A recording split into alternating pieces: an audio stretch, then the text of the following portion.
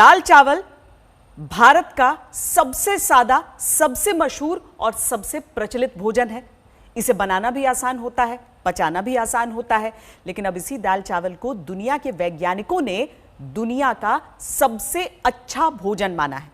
मशहूर नेचर पत्रिका में प्रकाशित एक नए रिसर्च में पता चला है कि दाल चावल कई तरह के जेनेटिक डिसऑर्डर्स यानी आनुवांशिक बीमारियों से लड़ने में मददगार साबित हो सकता है, जबकि पश्चिमी देशों में प्रचलित फास्ट फूड जैसे पिज्जा, बर्गर आनुवांशिक बीमारियों को बढ़ावा देते हैं। इस रिसर्च में साबित हुआ है कि भारत के शाकाहारी भोजन में शामिल स्टार्च, जिसे माड़ भी कहा जाता है, दाल, चावल और सब्जी का इस्तेमाल रोगों से लड़ने में शरीर की मदद करता है।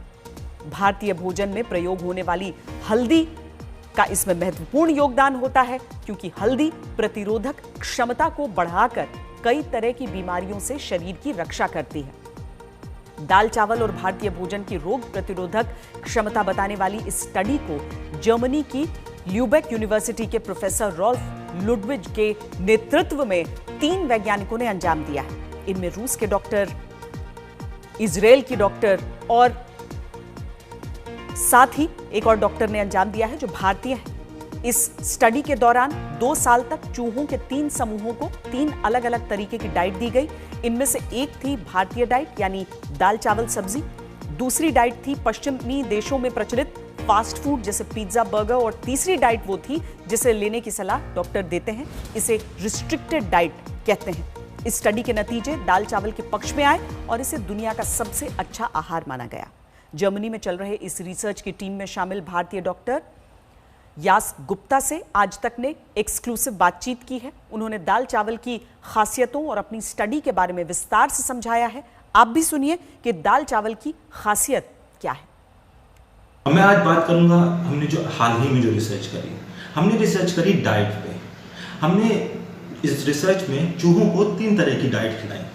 पहली डाइट जो कि वेस्टर्न डाइट, जिसमें कि पिज़्ज़ा, बर्गर वगैरह जो होता है, हमने वो खिलाया चूहों को। दूसरी डाइट हमने खिलाई जैसे कि कंट्रोल डाइट, जिसमें कि इंडिया की दाल भात या फिर चावल या वेजिटेबल्स वगैरह होती है। तीसरी हमने जो डाइट खिलाई चूहों को, वो खिलाई कैलोरी रिस्ट्रिक्टेड डाइट, जो कि जो है आपको डॉक्टरों के पास जो डाइट जो मिलती है, जो आपको हॉस्पिटल्स में डाइट मिलती है। हमने उसके बाद चूहों को हमने उसमें तफ्तीश करी कि इसमें चूहों को कौन कौन सी डिजीजेस हो सकती हैं।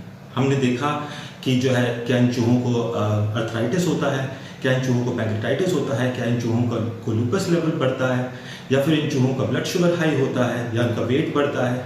हमने इस सब की सारी चीज़ों को देख करके ये पता लगाया कि जो वेस्टर्न डाइट होती है, जो पिज़्ज़ा बर्गर वाली डाइट होती है, वो चूहों में इन डिजीज़ को और इन बीमारियों को हमेशा बढ़ाती है।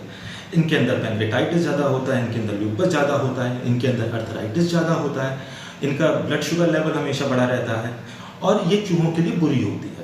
इसके मुकाबले जो हमारी कंट्रोल डाइट है, जो कि इंडियन डाइट और मेडिटेरेनियन डाइट में ज़्यादा पाई जाती है, जो हमारे घर की जो दाल भात होती है, वो इन चूहों में कम बीमारियां पैदा करती है।